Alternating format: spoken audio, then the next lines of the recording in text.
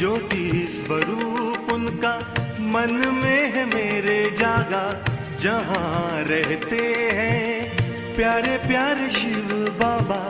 ज्योति स्वरूप उनका मन में है मेरे जागा, सबसे निराला रूप है उनका, जग पे है छाया जादू जिनका। चांद तारों से दूर, इन नजारों से दूर, प्यारा प्यारा लगे हैं अपना घर। देह की मिट्टी से बड़ी दूर, आओ चले हम अपने घर।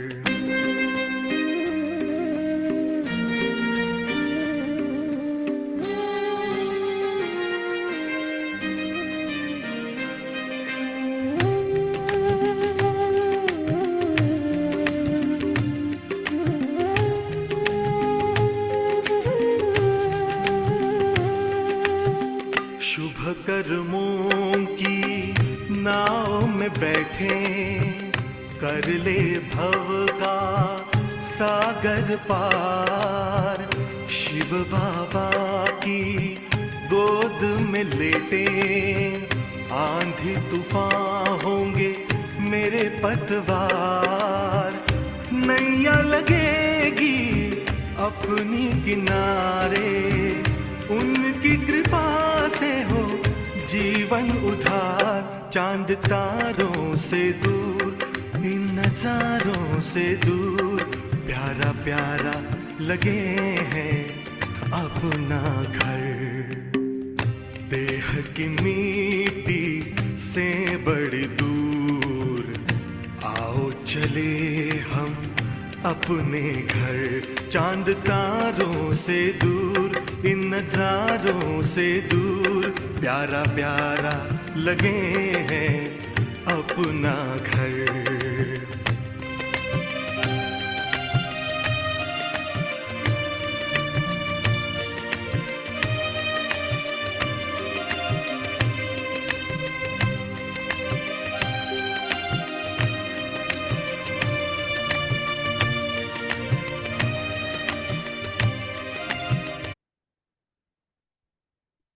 ओम शांति।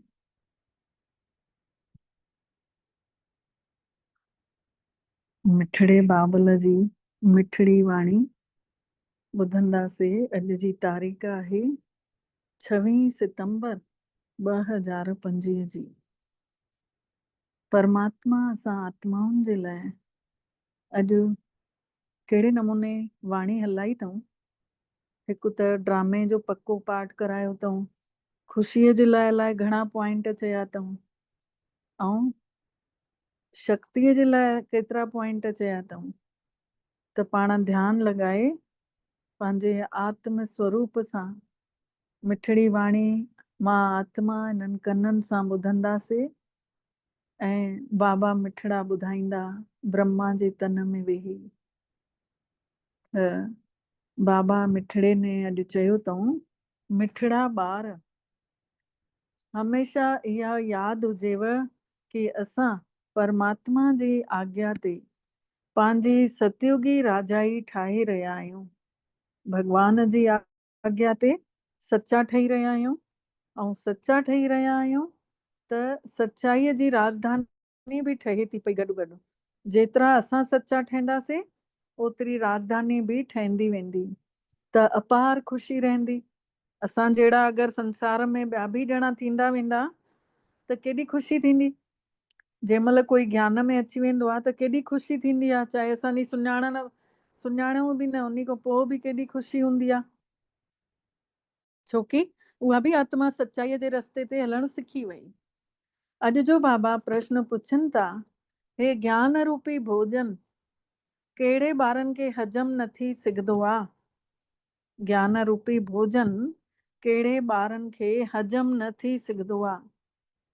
त बाबा ही उत्तर ॾियनि था, जेके भुला कनि था ऐं पतित ठही करे बि पोइ अची क्लास में वेहनि था मुरली ॿुधण लाइ, अपवित्र थी करे बि अची क्लास में वेहनि था, उन्हनि खे इहो ज्ञान हजम न थी सघंदो आहे। जेके बार बार भुला कनि था, ऐं पोइ छा चईंदा आहिनि, भोले जो त भॻवानु आहे। अरे जाने बुझे भुल कंदासीं त पोइ थोरी भॻवानु असांजी रक्षा कंदो। असां अगरि अनजाने में काई भुल थिए थी त हिकु भेरो माफ़ कंदो, ॿ भेरा माफ़ कंदो, लेकिन बार बार असां ईअं ई भुला कंदा रहंदासीं ऐं सोचींदासीं कि भुलियल जो त भॻवानु वेठो आहे राखो, त ध्यानु पाण नथा ॾियूं, लापरवाही पाण था कयूं। त बाबा चवनि था भुला करे बार बार अपवित्र थी करे वरी अची क्लास में वेही मुरली ॿुधंदव त ज्ञान त हजम ई न थींदो, विसरी वेंदव।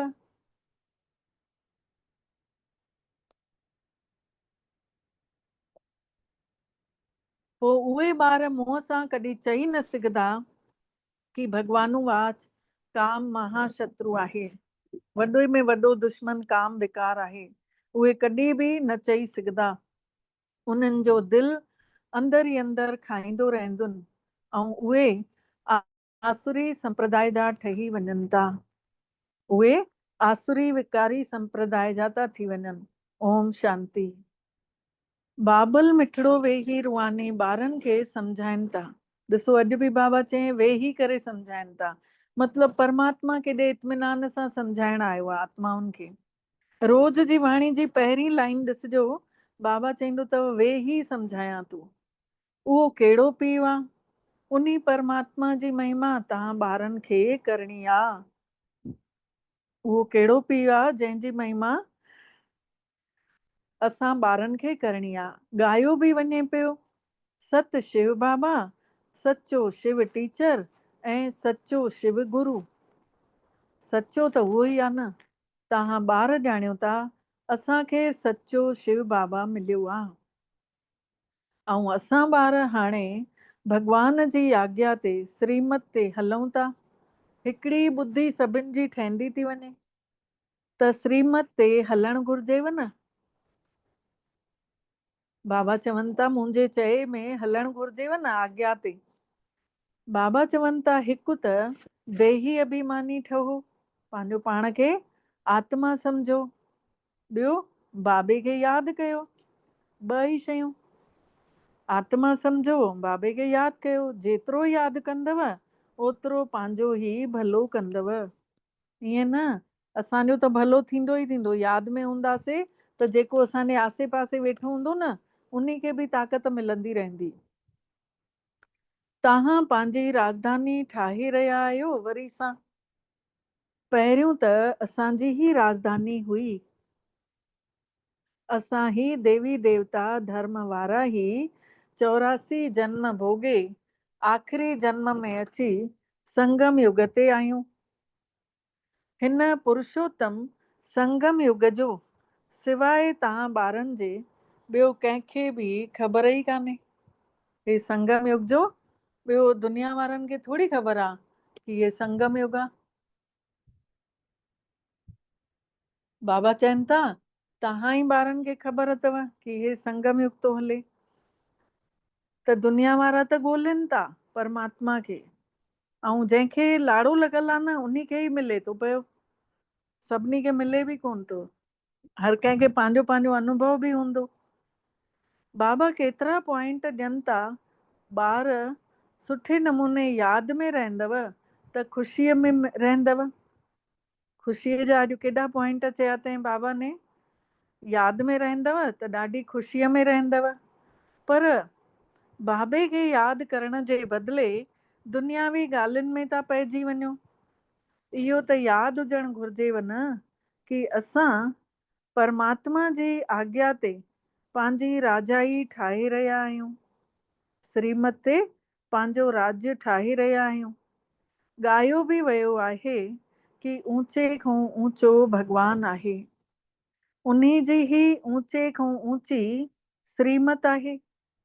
परमात्मा आहे ऊचे खां ऊचो ऐं उन्ही जी आज्ञा बि ऊचे खां ऊची आहे। चईंदा आहिनि न गुरु मानियो ग्रंथ, ग्रंथ गुणा की देन, मतिलबु ऊचे खां ऊचो ग्रंथ में जेका महिमा लिखियल आहे न परमात्मा जी, उन्ही जे लाइ चईंदा आहिनि, उन्ही जी जेका श्रीमत आहे। त हितां संगम युग जूं ॻाल्हियूं सभु उन्ही में घणियूं ई कुझु लिखियल आहिनि। हाणे परमात्मा जी श्रीमत असांखे छा थी सेखारे? भॻवान जी आज्ञा असांखे छा थी सेखारे? सहज राजयोग, सवले तरीक़े सां कीअं आत्मा जुड़े थी परमात्मा सां, इहो सेखारे थो भॻवान। राजाईअ लाइ पढ़ाई रहिया आहिनि। पंहिंजे पीउ जे द्वारा सृष्टि जी शुरूआत खां वठी अंत ताईं खे ॼाणे करे देवताई गुण बि पंहिंजे जीवन में आणणा अथव। बाबे जो कॾहिं सामनो न करणु घुरिजेव। इन खे कीअं कंदासीं क्लियर? कि बाबा मान लो अगरि कुझु चवनि था मुरलीअ में, त कई बार चवंदा आहिनि अरे बाबा त हीअं चईंदो आहे, असां त हे न करे सघंदासीं। मतिलबु बाबा खे कॾहिं बि डायरेक्ट ईअं न करणी आहे। बाबा जेको चए थो उन जी आज्ञा ते हली त ॾिसूं, पोइ ॾिसिजो छा थो चमत्कार थिए पंहिंजो पाण। त बाबा चवनि था बाबा जो सामनो न करणु घुरिजेव। घणा ई ॿार पंहिंजे पाण खे सेवादारी सम्झी ॾाढे वॾे अहंकार में था अची वञनि। अहिड़ा घणा हूंदा आहिनि। पोइ काथे काथे हार बि खाइनि था। पोइ जंहिं महिल हारजी था वञनि त पोइ नशो बि टुटी थो पवनि। जंहिं महिल हारजनि था त नशो ई उॾरी थो वञनि, जेको भॻवान जो नशो चढ़ियल आहिनि। तव्हां माताऊं त पढ़ियल लिखियल बि कोन आहियो। पढ़ियल हुजो आहे त अञा कमाल करे ॾेखारियो आहे। ऐं मर्दनि में वरी बि पढ़ियल लिखियल कुझु त आहिनि। ऐं तव्हां कुमारियुनि जो बाबा अॼु ॾिसो सभिनी खे अॻिते थो वधाए पियो। बाबा मर्दनि जे लाइ बि चवनि था, ॿुढियुनि माताउनि लाइ बि चवनि था, कन्याउनि लाइ बि चवनि था। कुमारियुनि खे केतिरो नालो ऊंचो करणु घुरिजे भॻवान जो। तव्हां ई त परमात्मा जी आज्ञा ते राजाई ठाही हुयव, नारीअ खां लक्ष्मी ठही वई हुयव, त केतिरो त नशो चढ़ियल हुजेव। हिते त ॾिसो पाई पैसे जी पढ़ाईअ में जान कुर्बान करे रहिया आहिनि। हिते जेका जिस्मानी पढ़ाई पढ़नि था, उन जे कॾ कोई अगरि साइंटिस्ट ठहे थो, कोई वॾे पोस्ट ते अचे थो, उन जे कॾ केॾो माण्हू ॾेखारनि था पिया। अरे तव्हां त भूरा ठहो था, पोइ वरी कारा तमो प्रधान माण्हुनि सां दिलि छो था लॻायो? असां त आत्माऊं था गुज़रियूं थियूं न। ॿाहिरों दिखावो कुझु बि कान्हे, आहियूं साधारण। लेकिन बाबा चवनि था तव्हां दिलि छो था लॻायो उन किनी दुनिया में? हिन क़ब्रिस्तान सां दिलि न लॻाइणी अथव। सॼो संसार जेको आहे कॾहिं बि कुझु बि थी सघंदो आहे। कंहिंजो बि मौत जो भरोसो कोन्हे। अॼु न सुभाणे सभिनी खे भउ पियो आहे मौत जो। ऐं असांखे त भॻवान ने निर्भय ठाहे छॾियो, तंहिं मौत जो बि भउ कोन्हे। असां त बाबे खां वरसो वठी रहिया आहियूं। पुराणे संसार सां दिलि लॻाइणु मतिलबु जहन्नुम में वञणु, मतिलबु नर्क में वञणु। भॻवान अची करे नर्क खां बचाए थो, पोइ वरी मुंहुं तां नर्क ॾे छो था फेरे छॾियो? परमात्मा एॾी रोज़ रोज़ महिनत करे पढ़ाई पढ़ाइनि था, त बाबा चवनि था कि तव्हां एॾो मुंहुं मूं छो था फेरे छॾियो? तव्हांजी हीअ पढ़ाई केॾी सवली अथव। कोई ऋषि मुनि बि न ॼाणनि था हीअ पढ़ाई जेतिरी सवली अथव। न कोई टीचर ॼाणेव थो, न कोई ऋषि मुनि थो सम्झाए सघेव। हीअ अहिड़ी पढ़ाई आहे, हे त पीउ बि अथव, टीचर बि अथव, त गुरू बि अथव। शिव बाबा टई शयूं आहिनि हिकिड़े में ई। त जेके गुरू हूंदा आहिनि, शास्त्र ॿुधाईंदा आहिनि, उन्हनि खे टीचर त न चवंदासीं। उहे कोई ईअं बि न चवंदा आहिनि कि असां दुनिया जी हिस्ट्री ऐं जोग्राफी था ॿुधायूं। उहे ईअं बि न चवंदा आहिनि। उहे त शास्त्रनि जूं ई ॻाल्हियूं ई ॿुधाईंदा। उहे त शास्त्रनि जूं ई ॻाल्हियूं ॿुधाईंदा न। बाबो त तव्हांखे शास्त्रनि जो सार सम्झाएव थो। शिव बाबा असांखे सभिनी शास्त्रनि जो सार सम्झाए थो। ऐं वरी संसार जी हिस्ट्री ऐं जोग्राफी बि ॿुधाइनि था। हाणे हे टीचर सुठो कि हो टीचर सुठो? बाबा पुछनि था कि हाणे हे टीचर सुठो अथव कि हो टीचर सुठो अथव? कहिड़ो, जेको जिस्मानी पढ़ाई पढ़ाइनि था कि रूहानी पढ़ाई पढ़ाइण वारो टीचर? हुन टीचर खां तव्हां केतिरो बि पढ़ंदव त छा कमाईंदव? सो बि त नसीब जी ॻाल्हि आहे, पंहिंजो पंहिंजो नसीब आहे। पढ़ंदे पढ़ंदे कंहिंजो एक्सीडेंट थो थी वञे, कोई गुज़ारे थो वञे, पोइ पढ़ाई ख़तमु। हिते त तव्हां हीअ पढ़ाई जेतिरी पढ़ंदव ओतिरी व्यर्थ त वेंदव ई कान। हीअ पढ़ाई वेस्ट त वञणी ई कान्हे। हा, भॻवान जी आज्ञा ते न हली करे कुझु उबतो अगरि हलण था लॻो त गटर में वञी किरी था पओ। जेतिरो पढ़ियव उहो त काॾे वञी नथो हली नथो वञे। हीअ पढ़ाई त 21 जन्मनि लाइ आहे। जंहिं जेतिरो पढ़ियो उन जी त प्राप्ति थियणी आहे। पर बाबा चवनि था पढ़ण खां पोइ बि अगरि विकारनि में वञो था, विकारनि में वञण सां सम्झो गटर में किरियव, पर किरण सां हर 5000 सालनि जो पूरे कल्प जो घाटो ॾाढो पइजी वेंदो। भॻवान चवे थो ॿार कारो मुंहुं न कयो। अहिड़ा घणा ई आहिनि जेके कारो मुंहुं करे गंदा ठही पोइ अची करे वेहनि था क्लास में। उन्हनि खे कॾहिं हे ज्ञान हजम ई न थींदो, बदहाजमो थी वेंदुनि। जेको ॿुधंदो उहो बि बदहाजमो में थी वेंदो। बाबा चवनि था पाण त विकारी जेको ॿुधंदो ॿिए खे ॿुधाईंदो त उहो बि अशांत थी वेंदो। बदहाजमी उन खे बि थी वेंदसि, चईंदो हे त ग़लति थो ॿुधाए ज्ञान, हे त सही ज्ञान ई कान्हे। उन जी ॿुधी खे ई घुमाए छॾींदो आहे बाबा। अनुभव जी ॻाल्हि ॿुधायांव थी। विकारनि में वञण सां, क्रोध में बि ॾिसो, क्रोध में बि पऊं था त आख़िर त पंहिंजो नुक़सान था कयूं न। ॿिए कंहिंखे छा थो थिए, पंहिंजो परिचय था ॾियूं कि ॾिस मां केॾियूं रड़ियूं कंदी आहियां। त बाबा चवनि था बदहजमी थी वेंदव। कंहिंखे पोइ ज्ञान ॿुधाईंदव क्रोध में अची त उन खे अंदरि ई न वेंदुसि ज्ञान, तते तए वांगुरु उॾामी वेंदुसि। पोइ मुख सां कंहिंखे चई बि न सघंदव कि भॻवानु वाच काम महाशत्रु अथव। काम विकार ॾाढो वॾो दुश्मन अथव, उन जे मथां जीत पाइणी आहे। पाण ई नथा जीते सघो त ॿियनि खे कीअं चवंदव जीत। अंदरि पोइ खाईंदव, उन खे चइबो आहे आसुरी संप्रदाय। अमृत पींदे पींदे जहर था खाई वठो। ऐं ओॾऊं चईंदा हुयासीं विषय विकार मिटाओ पाप हरो देवा। हाणे पाप हरण आयो आहे, विषय विकार मिटाइण आयो आहे, अमृत पीआइण आयो आहे। त हाणे अमृत पीअण लाइ टाइम कोन्हे। त बाबा चवनि था अमृत पींदे पींदे पोइ विकारनि में वञो था त 100 गुणा कारा था ठही वञो। हॾियूं गुॾियूं हॾियूं टुटी थियूं वञनव, हॾ गुॾ टुटी था पइनव। तव्हां माताउनि जो संगठन त ॾाढो सुठो हुजणु घुरिजे। अहम ऑब्जेक्ट बि साम्हूं अथव। नर अहिड़ी करणी करे कि नारायण ठहे, ऐं नारी अहिड़ी करणी करे कि लक्ष्मी ठहे। तव्हां ॿार ॼाणियो था कि हिन लक्ष्मी नारायण जी राजाईअ में हिकु ई देवी देवता धर्म हुयो।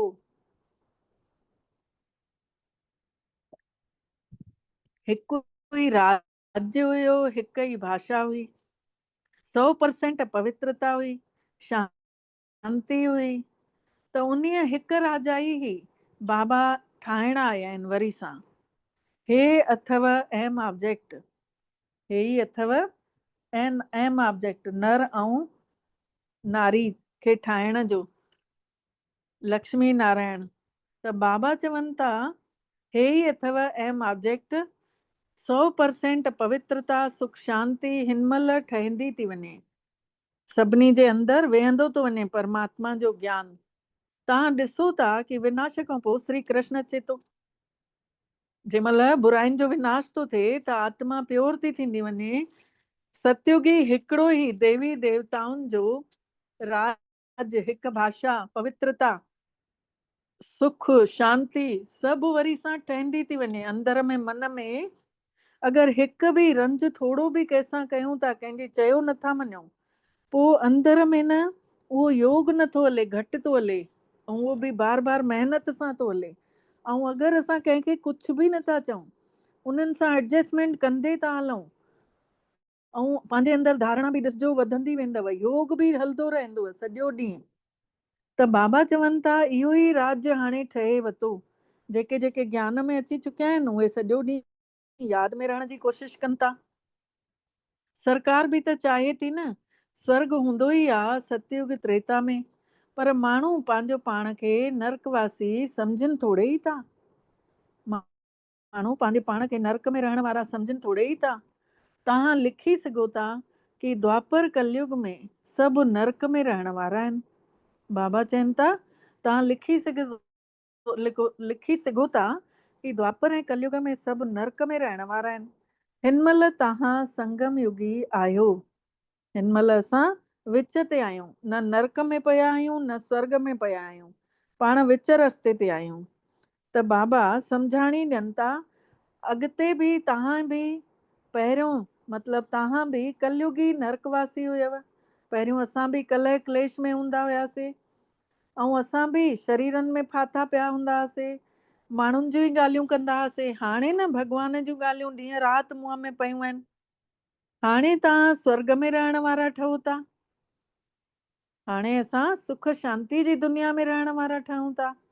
भारत खे ई सुखी स्वर्ग ठाहियो था पिया परमात्मा जी आज्ञा ते। पहिरियों घर खे ठाहियूं था, पोइ पर खे था ठाहियूं। पहिरियों घर में सुख शांति अचे थी, पोइ वरी ॿाहिरि बि अचे थी।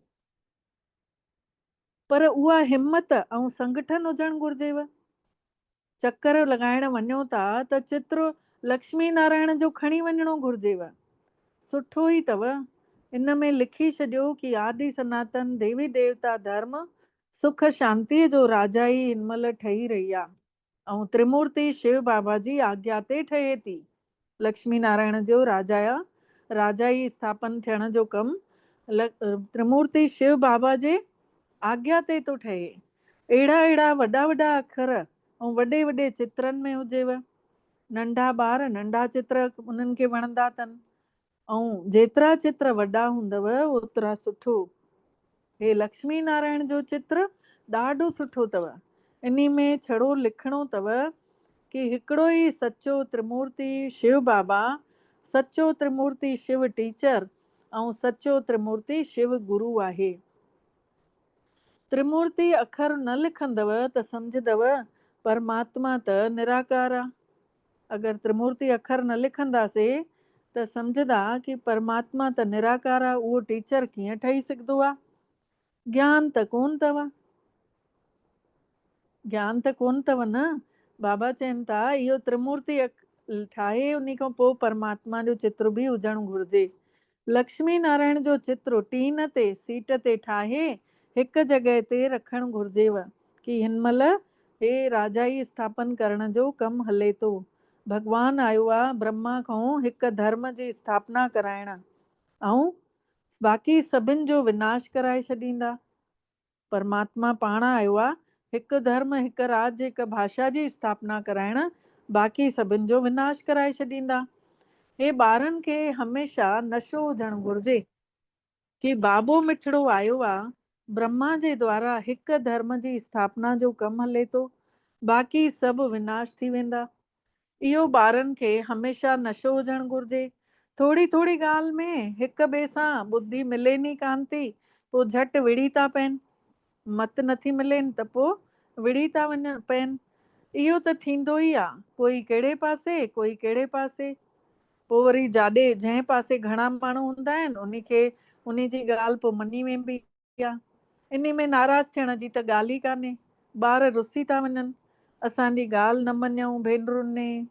अड़े हिन में रुसण जी कहिड़ी ॻाल्हि आहे। भॻवानु त सभिनी खे रिझाइण आयो आहे। कल्ह बि बाबा चयो आहे न, रांझू रमण बाज।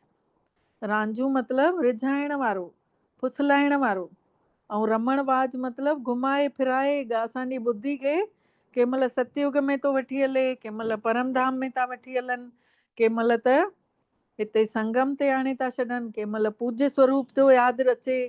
त बाबा सॼो समय असां आत्माउनि खे रिझाईंदे रहनि था मुरली जे द्वारा। माया ने सभिनी खे रुसाए छॾियो अथई। बाबा रिझाइनि था ऐं माया रुसाए थी। सभु बाबे मिठड़े सां रुसियल पिया आहिनि। रुसियल बि छा, पंहिंजे पीउ खे ई नथा सुञाणनि। रुसियल बि अहिड़ा रुसियल कि परमात्मा खे ई नथा सुञाणनि। जंहिं पीउ ने स्वर्ग जी बादशाही ॾिनई उन खे ई नथा ॼाणनि। जंहिं पीउ ने स्वर्ग जी बादशाही ॾिनी उन खे ई नथा सुञाणनि।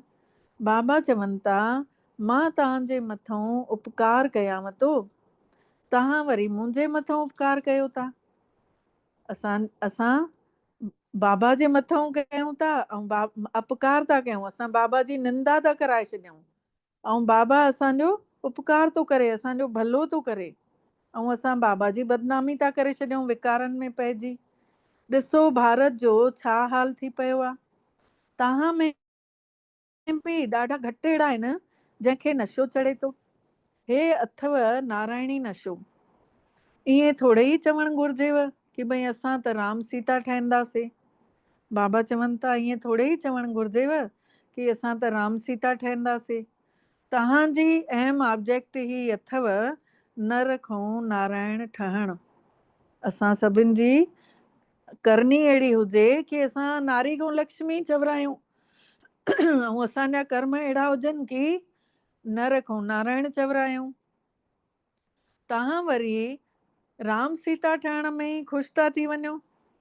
बाबा चवनि था तव्हां वरी राम सीता ठहण में ई ख़ुशि था थी वञो। हिमत ॾेखारणु घुरिजेव न। पुराणी दुनिया सां बिल्कुलु दिलि न लॻल हुजेव।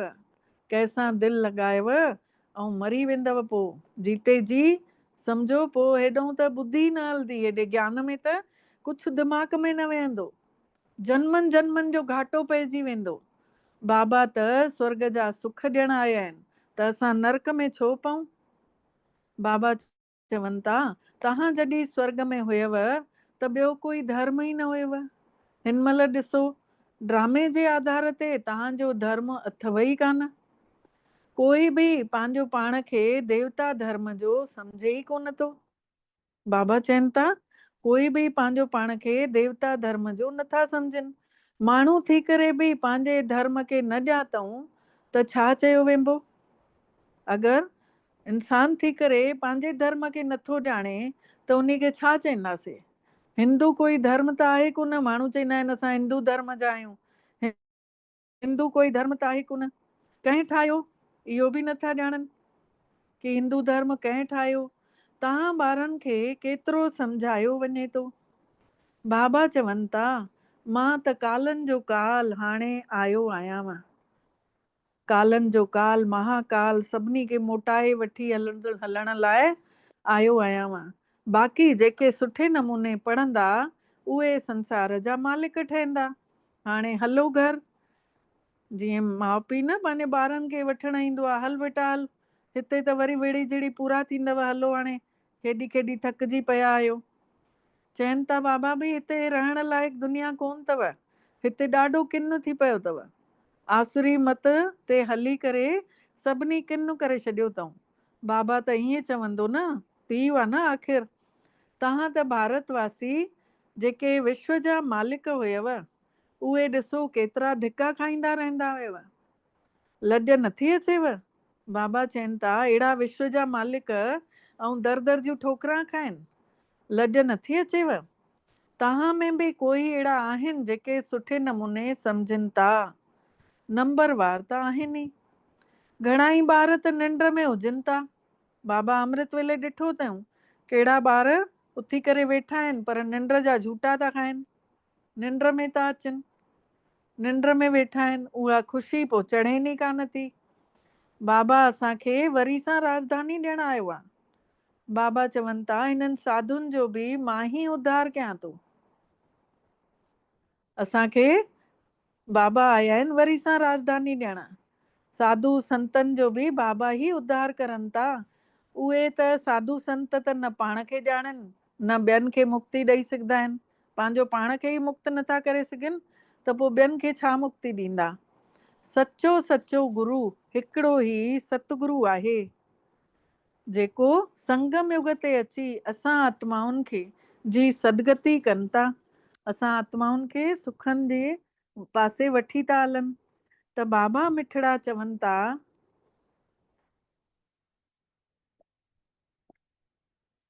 मां आयो आहियां पूरे 5000 साल जे हिन संगम युग ते, ऐं हर 5000 साल में संगम ते मां लहंदो रहंदुमि हर बार। जॾहिं की असांखे बाबा खे सॼी दुनिया खे पवित्र ठाहिणो अथसि न। माण्हू त सम्झनि था कि परमात्मा सर्वशक्तिवान आहे त उहो छा नथो करे सघे। अड़े मूंखे सॾु ई कयो था कि असां अपवित्र आत्माउनि खे पवित्र ठाहे, त मां आयो आयांव तव्हांखे पवित्र ठाहिण। बाक़ी ॿियो छा कंदोमांव। बाक़ी त ॾिसो रिद्धि सिद्धि वारा त घणा ई आहिनि। मुंहिंजो त कमु ई आहे नर्क खे स्वर्ग ठाहिण। भॻवान जो कमु आहे शरीर खे, जेके शरीरनि जे करे विड़नि झिड़नि था उन्हनि खे आत्मा जो परिचय ॾियणु ऐं उन्हनि जे वेड़े जोड़े खे शांत कराइणु। त बाबा चवनि था मुंहिंजो त कमु ई आहे नर्क खे स्वर्ग ठाहिणु। उहे त हर 5000 साल खां पोइ हे ठहे थो पियो संसार स्वर्ग। इहो बि तव्हां ई ॼाणियो था। आदि सनातन आहे देवी देवता धर्म। शुरूआत जो देवी देवता धर्म आहे। बाक़ी त सभु पोइतों पोइतों आया आहिनि। बाक़ी सभु धर्म पोइ आया आहिनि। अरविंद घोष त हिन महिल आया, तॾहिं बि ॾिसो उन्ही जा केतिरा आश्रम ठही विया। उहे कोई निर्विकारी ठहण जी त ॻाल्हि थोरे ई आहे। उहे त सम्झनि था कि गृहस्थ में कोई बि पवित्र न रही सघंदो आहे। अरविंद घोष वारनि उहे जन विहांउ बि न कंदा आहिनि न, छोकी उहे सम्झंदा आहिनि कि गृहस्थ में कोई बि पवित्र न रही सघंदो आहे। ऐं परमात्मा छा था चवनि, भॻवानु चए थो शिव बाबा कि घर गृहस्थ में रहंदे छड़ो हिकु जन्म पवित्र रहो। तव्हां जन्म जन्मांतर अपवित्र रहिया आहियो, त हाणे मां आयो आयांव तव्हां सभिनी खे पवित्र ठाहिण। हे आख़िरी जन्म तव्हां पवित्र ठहो। सतयुग त्रेता में विकार त हूंदा ई कोन्हनि।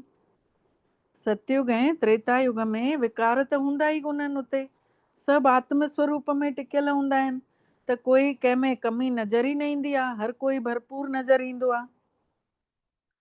हे लक्ष्मी नारायण जो चित्र ऐं ॾाकण वारो चित्र ॾाढो सुठो आहे। ॾाकण वारो चित्र ऐं लक्ष्मी नारायण जो चित्र, इन्ही में लिखियल अथव कि सतयुग में हिकु धर्म हुयो, हिकु राज्य हुयो। सम्झाइण जो ॾाढो सुठो तरीक़ो हुजणु घुरिजे। ॿुढड़नि माताउनि खे सेखारे करे तयार करे छॾणु घुरिजे। ॿुढियूं माताउनि खे सेखारे करे तयार करे छॾणु घुरिजे, जो प्रदर्शनी में कुझु सम्झाए सघनि। कंहिंखे बि हे चित्र ॾेखारे करे उन्हनि खे चओ कि हिननि जी राजाई हुई न, पर हिन महिल कोन्हे। त बाबा चवनि था हाणे तव्हां मूंखे यादि कयो। इहो लक्ष्मी नारायण जो चित्र ॾेखारे उन्हनि खे चओ कि हिननि जी राजाई हुई पर हाणे कोन्हे। त बाबा चवनि था हाणे तव्हां मूंखे यादि कयो। सॼो घुमाए फिराए बाबा वठी था अचनि बिंदुअ ते कि तव्हां बि बिंदी मां बि बिंदी, ऐं जेको कुझु आहे उन खे विसरो, जेको ॻाल्हियूं थी वियूं उन खे तव्हां पवित्र ठही करे पवित्र दुनिया में हली वेंदव। हाणे पवित्र संसार ठही रहियो आहे। केतिरो सरल आहे। ॿुढियूं माताऊं वेही करे प्रदर्शनी में सम्झाणी ॾियनि, तॾहिं त नालो थिए। त श्री कृष्ण जे चित्र में बि ॾिसो लिखत केॾी सुठी आहे। तव्हांखे त ॿुधाइणु घुरिजेव कि इहा लिखत जेका लिखियल आहे इन खे पढ़ो। इन खे पढ़ण सां ई तव्हांखे नारायणी नशो चढ़ी वेंदव ऐं संसार जे मालिक पने जो नशो चढ़ंदव। जेको श्री कृष्ण जे चित्र में लिखियल न आहे कि नई दुनिया आ रही है, पोइ उन जे हेठों ॿियो बि कुझु लिखियल आहे। त बाबा चवनि था इहो पढ़ायो माण्हुनि खे, उन खे पढ़ाईंदव त उन्हनि खे सुठो लॻंदनि। बाबा चवनि था मां तव्हांखे अहिड़ो लक्ष्मी नारायण ठाहियांव थो जो तव्हांखे बि ॿियनि जे मथां रहम दिलि ठहिणो घुरिजेव। ॿियनि जे मथां रहम करणु घुरिजेव। जॾहिं पंहिंजो भलो कंदव तॾहिं त ॿिए जो बि करे सघंदव। ॿुढियुनि माताउनि खे अहिड़ो सेखारे करे होशियार ठाहे छॾियो, जो प्रदर्शनी ते बाबा चवे कि 8-10 ॿुढड़ियूं माताऊं मोकिलियो त झटि अची वञनि। जेके कंदियूं उहे ई त पाईंदा, जेके कंदा उहे ई त पाईंदा। साम्हूं एम ऑब्जेक्ट जेको लक्ष्मी नारायण जो चित्र आहे न, उन खे ॾिसी करे ख़ुशी थींदी आहे कि हाणे असां हे शरीर छॾे वेंदासीं, मालिक विश्व जा मालिक ठहंदासीं। लक्ष्मी नारायण जो चित्र ॾिसी बाबा चवनि था ख़ुशी थींदव। ॾिसो ख़ुशीअ जो इहो बि पॉइंट बाबा ॿुधायूं कि हाणे असां हे शरीर छॾे वेंदासीं ऐं विश्व जा मालिक ठहंदासीं। जेतिरो जेतिरो यादि में रहंदासीं न, ओतिरा ओतिरा पाप कटिजंदा वेंदा। ॾिसो लिफ़ाफ़े ते छपियल आहे न, हिकु धर्म, हिकु राज, हिकु भाषा, त उहा ई जल्दी इन महिल स्थापना थियण जो कमु थी रहियो आहे, जल्दी थी वेंदी। अच्छा, बाबल मिठड़े जो यादि प्यार। अच्छा, मिठड़े मिठड़े सिकी लदे ॿारनि प्रति माउ पीउ जो यादि प्यार ऐं गुड मॉर्निंग। रूहानी बाबल जी रूहानी ॿारनि खे नमस्ते। ऐं असां रूहानी ॿारनि जी बि रूहानी मिठड़े बाबल खे दिल जो यादि प्यार, गुड मॉर्निंग ऐं नमस्ते मिठड़ा बाबल, नमस्ते। शुक्राना बाबल तव्हांजा बारंबार दिल सां शुक्राना जे तव्हां असांखे पंहिंजो कयव ऐं असां सभिनि जो पदमा पदम भाग्य जाॻायव। सार आहे पहिरियों पॉइंट, कॾहिं बि पाण में या परमात्मा सां, शिव बाबा सां रुसणो नाहे। भॻवानु आयो आहे असांखे रिझाइण, फुसलाइण आयो आहे, इन करे कॾहिं बि नाराज़ न थियणो आहे, रंज न थियणो आहे। कॾहिं बि पाण में बि न रुसूं ऐं बाबा सां बि न रुसूं। बाबो असांखे रिझाइण आयो आहे, इन करे कॾहिं बि नाराज़ न थियणो आहे, बाबा जो सामनो बि न करिणो आहे। ॿियो पॉइंट आहे, पुराणी दुनिया खां, पुराणे शरीर सां दिलि न लॻाइणी आहे, न दुनिया सां न देहधारियुनि सां। सचो पिता, सचो टीचर ऐं सचो सतगुरु, उन्ही सां गॾु सचो रहणो आहे। हमेशह हिक जी ही आज्ञा ते हली करे देही अभिमानी ठहिणो आहे। हिक ही परमात्मा जी आज्ञा ते हली देही अभिमानी ठहिणो आहे। वरदान आहे अॼु महसूस कंदासीं बाबल मिठड़े जो वरदान। बाबा पाण अची असां आत्माउनि खे जाते जाते वेही पाण वाणी ॿुधूं था, उते अची बाबा फ़रिश्ते स्वरूप में असां सभिनी खे पवित्र किरणा ॾेई पूरे घर में पवित्रता जो झंडो लहराइनि था। बाबा जूं पवित्र किरणनि जूं लहरां पूरे घर में फैलजंदियूं थी वञनि। हर हिक घर जी कुंड कुंड सभु पवित्र किरणनि में भरिजी चुकिया आहिनि। हे घर हाणे शिवालय नज़र थो अचे, जाते शिव परमात्मा रोज़ उन जी पधरामणी थी थिए, जाते भॻवानु रोज़ ईंदो आहे। उहो घर भॻवान जो घर ठही चुकियो आहे। उते रहण वारा सभु भॻवान जा ॿार आहिनि। अनुभव कंदे पंहिंजे पंहिंजे निरड़ ते, पंहिंजे आत्म स्वरूप ते महसूस कयूं कि शिव बाबा जी रोशनी ब्रह्मा जे निरड़ तां निकिरी करे असां आत्माउनि खे तपस्वी मूर्त ठाहे थी। ऐं इन्हीअ तपस्वी मूर्त सां ई वरदान बि ॿुधंदासीं। इहो वरदान असां पंहिंजे जीवन में आणींदासीं। बाबा ने मथे ते हथ रखियऊं ऐं दृष्टि ॾींदे वरदान ॾियनि था, पंहिंजे तपस्वी स्वरूप सां सभिनी खे प्राप्तियुनि जो अनुभव कराइण वारा मास्टर विधाता ठहो। पंहिंजे तपस्वी स्वरूप सां सभिनी खे प्राप्तियुनि जो अनुभव कराइण वारा मास्टर विधाता ठहो। डिटेल आहे, जीअं सिॼ सॼे संसार खे रोशनी ॾींदो आहे ऐं केतिरनि प्राप्तियुनि जो अनुभव कराईंदो आहे। कंहिंखे उस खपंदी आहे, उस मिलंदी आहे। कंहिंजो ऑपरेशन था थियनि, अखियुनि जो इलाज लेज़र जो सां ऑपरेशन था करनि, सूर्य जी किरणनि खे खटो रखी उन सां ऑपरेशन कनि था। काथे ॾिसो रोटी थी पचे सोलार सिस्टम सां। त ईअं ई बाबा चवनि था, विनाशी प्राप्तियुनि जी अनुभव कराए थो न सिज जी रोशनी।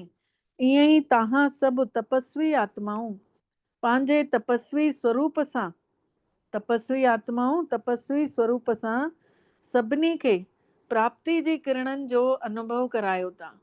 सभिनी खे कुझु न कुझु मिले थो असांजे स्वरूप सां। जॾहिं असां आत्मिक स्वरूप में हुजूं था तॾहिं कंहिंखे न कंहिंखे कुझु न कुझु मिलंदो थो रहे। त इन खां पहिरें पंहिंजो पंहिंजो जमा जो खातो वधाईंदा वञो, कमाई जमा कंदा वञो ऐं खातो वधाईंदा वञो, पूंजी वधायूं। पोइ जमा कयल खाते खज़ाना जेके आहिनि, कमाई सची, उहो ई मास्टर विधाता ठही करे विराईंदा रहो। कंहिंखे सुख ॾियो, कंहिंखे शांती ॾियो, कंहिंखे पवित्रता ॾियो, कंहिंखे प्यार ॾियो, कुझु न कुझु विराईंदे रहो। तपस्वी मूर्त जो अर्थ ई आहे तपस्या सां शांति जी शक्ति जूं किरणा चारों तरफ़ फैलदड़ अनुभव थिएव। तपस्वी मूर्त जो अर्थ आहे तपस्या सां शांति जी शक्ति जूं किरणा चारों तरफ़ फैलदड़ महसूस थियनि। स्लोगन आहे पाण निर्माण ठही करे सभिनी खे सम्मान ॾींदा हलो। पाण निवड़त सां हलूं ऐं सभिनी खे सम्मान ॾियूं, इहो ई सचो परोपकार आहे। ऐं अव्यक्त इशारे जो पॉइंट आहे हाणे लगन जी अग्नि खे जाॻाए करे योग खे ज्वाला स्वरूप ठाहियो। हिन महिल त सुठो सुठो चओ था, लेकिन सुठो ठहिणो ई आहे, इहा प्रेरणा नथी मिलेव पई। इन करे हिकिड़ो ई साधन अथव। अकेलो अकेलो माण्हू उन्नति नथो करे सघे, अकेलो अकेलो माण्हू प्रेरणा खे नथो सम्झी सघे। त इन करे बाबा चवनि था संगठित रूप में संगठन में वियो, सेंटरनि ते वञो, उते वञी करे इहो ई पॉइंट ॿुधंदव त ताक़त मिलंदव। त संगठित रूप में ज्वाला स्वरूप ठहो, हिकु हिकु चैतन्य लाइट हाउस ठही वञो। हिकु हिकु आत्मा मां ॾाढी तेज रोशनी महसूस थिए निकिरंदड़। सेवादारी आहियो, प्यारा आहियो, स्नेही आहियो, हिकु बल हिकु भरोसे वारा आहियो, भॻवान जे मथां ई पूरो भरोसो अथव।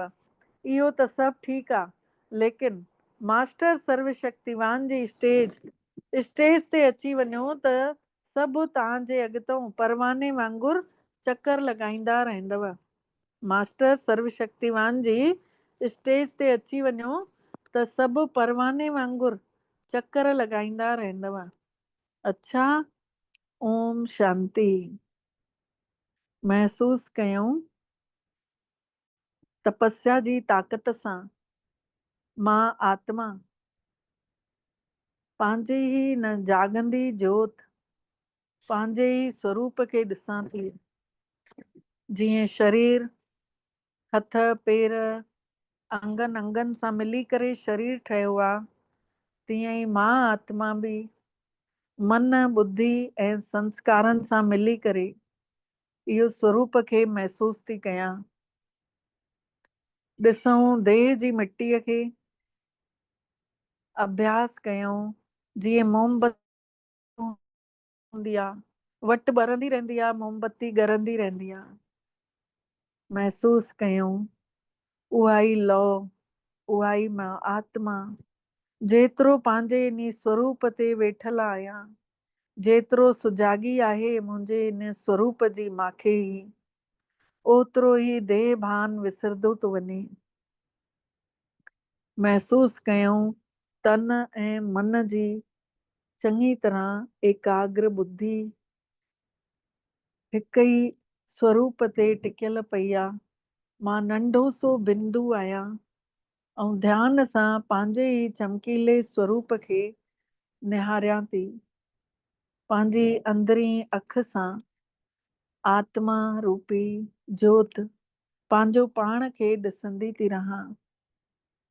महसूस कयां हिकु सेकेंड में ब्रेन जे विच में चमकीलो सितारो ॾाढो तेजोमय महसूस थो थिए। इहो प्रकाश, इहो बिंदु, इहो तेजोमय सितारो पूरे मथे खां वठी सॼे शरीर खे हलाए थो।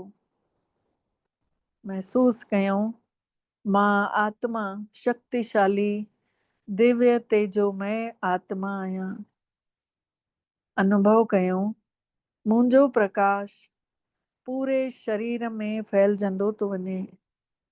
धीरे धीरे मां मोमबत्ती जी लौ, मां आत्मा वटि पूरे शरीर खे ॾिसां थी पिघलंदे हुए। जीअं जीअं मां आत्म स्वरूप में स्थित आहियां, तीअं तीअं मथों खां वठी गर्दन पिघलंदे पिघलंदे हेठि न हड्डी न मांस सभु कुझु पिघलंदो थो वञे। पूरो मथियों हिसो पिघली वियो, बाक़ी हेठियों हिसो धीरे धीरे आत्मा पंजनि तत्वनि जो शरीर पंजनि तत्वनि में विलीन थो थींदो वञे ऐं बची थी वञा मां आत्मा। हीअ देह जी मिट्टी गर्दी थी वञे। महसूस कयूं मां उज्जवल प्रकाश आहियां ऐं मां आत्मा प्रकाश मां चारों तरफ़ शांतीअ जी शक्ति जूं किरणा फैलजंदियूं थी वञनि। महसूस कयूं मां उहा आत्मा आहियां जंहिंखे न बाहि साड़े सघे, न तलवार कटे सघे, न हवा हेॾे होॾे करे सघे। मां आत्मा खे न बाहि साड़े सघे। महसूस कयूं मां अविनाशी सत्ता, मां जाॻंदी जोत आहियां। मां पंजनि तत्वनि सां ठहियल शरीर जे अंदरि वेठल हुयमि। हाणे मां छड़ी आत्मा, सॼो शरीर मोमबत्ती वांगुरु पिघरी वियो, बची वई आहियां मां आत्मा। ऐं महसूस कयां शरीर जे पिंजड़े सां मां क़ैद हुयमि पंछी वांगुरु। हाणे मां छुटी थी वञा, पंछी क़ैद मां मुक्त थी वियो। मां आत्मा धीरे धीरे प्रकाशवान उॾरदी थी वञा मथे। महसूस कयूं मथों हाणे उॾरदे उॾरदे नीरे आसमान खां बि मथों, अञा मथे हिकदमि सुनहरे ॻाढ़े आसमान में, जाते करोड़ों आत्माऊं झिलमिल झिलमिल कनि थियूं। उते मां आत्मा सितारनि जी महफ़िल जे विच में पार कंदे हुए परम सितारे ताईं शांतीअ जे सागर वटि पहुची थी वञा, मिठड़े बाबल वटि। अनुभव कयूं चारों तरफ़ सभु आत्माऊं वेठल आहिनि, सभु शांत आहिनि, गहरी शांति में चुप्पी छायल पई आहे। ऐं असां सभु आत्माऊं शक्ति जो तेज बाबा जो पंहिंजे अंदरि समाईंदे ॾिसूं था। सर्व शक्तिवान शिव बाबा जूं शक्तियूं असां सभिनी सितारे में समाइजंदियूं थी वञनि ऐं पूरो ब्रह्मांड चमकीलो नज़र थो अचे। महसूस कयूं अद्भुत पवित्रता आहे हिते, विचित्र पवित्रता आहे। हिकदमि शांति ही शांति आहे, गहरी शांति। चारों तरफ़ पवित्रता जूं किरणा फैलियल आहिनि, चारों तरफ़ प्रकाश ही प्रकाश आहिनि। मां आत्मा मन बुद्धि ऐं संस्कारनि सूधी महसूस थी कयां चारों तरफ़ प्रकाश ही प्रकाश फैलजंदो थो वञे। मां आत्मा शक्तिशाली थी वई आहियां ऐं मां शक्तिशाली ठही करे धीरे धीरे बाबल मिठड़े सां हेॾों होॾों चकर लॻायांसि थी। ऊंचे खां ऊंचो भगवान, मां उन्हीं जी ॿार, परमात्मा जी शक्तियुनि सां भरियल। मुंहिंजूं किरणा परमात्मा जी किरणनि सां ॻंढियल पियूं आहिनि। महसूस कयूं जीअं हथ में हथ पीउ पुट खे ॾे, तीअं ई परमात्मा जूं किरणा मां आत्मा में ॻंढियलु आहिनि। मां आत्मा जे अंदरि बाबा जी एनर्जी धीरे धीरे प्रवाहित थी थिए। जीअं चार्जिंग ते मोबाइल लॻल हूंदी आहे, तीअं ई मां बि चार्जिंग में लॻल पई आहियां। महसूस कयूं बाबा ने निरंतर असां आत्माउनि खे चार्ज कंदे था रहनि। अंदरि ई अंदरि सॼा बाबा जा गुण, प्यार, शक्ति, पवित्रता, आनंद, सुख, ज्ञान, हर शइ असां आत्मा जी अंदरि समाइजंदी थी वञे। ॻुझे रूप में ॻंढींदो थो रहे बाबो मिठड़ो। महसूस कयूं परमात्मा पिता जूं सभु शक्तियूं हिकु हिकु करे असांजे अंदरि समाइजी वियूं आहिनि। भगवान लाइ हे मन बि समर्पित आहे। परमात्मा पिता लाइ असांजी हर भावना पूरे तरीक़े सां समर्पित आहे। बाबल मिठड़े ने असां आत्मा जे अंदरि पंहिंजी शक्तियूं ट्रांसफर कंदे असां ॿारनि खे मास्टर सर्वशक्तिवान ठाहे छॾियो अथईं। अंदर ई अंदर गहराई सां महसूस कयूं शक्तियूं कीअं थियूं ट्रांसफर थियनि। बाबा जो तेज प्रकाश पहिरियों असां आत्माउनि खे धोए थो, जन्मनि जन्मनि जा दाग मिटजनि था, क्लीनअप हले थो पियो। महसूस कयूं बाबा वटि जेतिरी देर बीहूं था ओतिरी देर आत्मा जे अंदरों जी सफ़ाई थी थिए। आत्मा मन सां, तन सां, हर तरीक़े सां फ्रेश थी महसूस करे, छोकी हिन महिल बाबा पंहिंजे छत्र छाया में रखियो अथईं। सॼियूं शक्तियूं अंदर ट्रांसफर थी चुकियूं आहिनि। पाण सभु आत्माऊं भरपूर थी चुकिया आहियूं। पाण सभु पंहिंजो पाण खे महसूस कयूं भगवान जे सानिध्य में रही करे, भगवान जी छांव में रही करे असां सभु आत्माऊं भरपूर थी आहियूं। जंहिं शांति खे सभु ॼणा ॻोल्हनि पिया, उहे शांति स्वरूप सां आत्माऊं आहियूं। धीरे धीरे हाणे मिठड़े बाबल सां मोकिलाए करे पाण सभु लहूं था हेठि।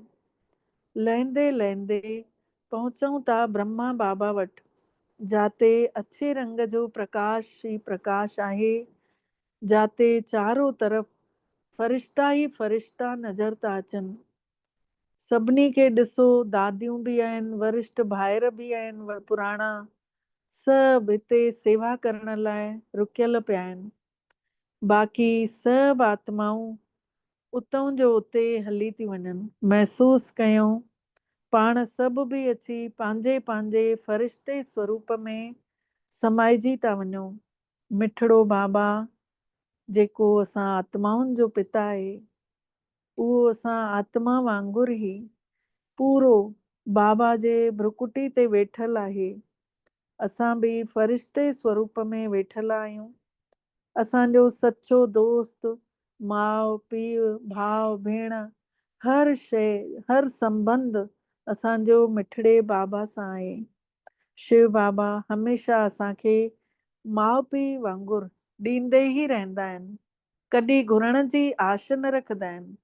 मन में काई बि ॻाल्हि परेशान कंदी हुजेव, कोई बि बोझ हुजेव, तव्हां दिलि खोले पंहिंजी पंहिंजी मन ई मन बाबल मिठड़े खे, ब्रह्मा बाबा खे ॿुधायो, ऐं ब्रह्मा बाबा जे निरड़ ते शिव बाबा खे बि ॾिसंदा रहो कि भॻवानु ॿुधे थो।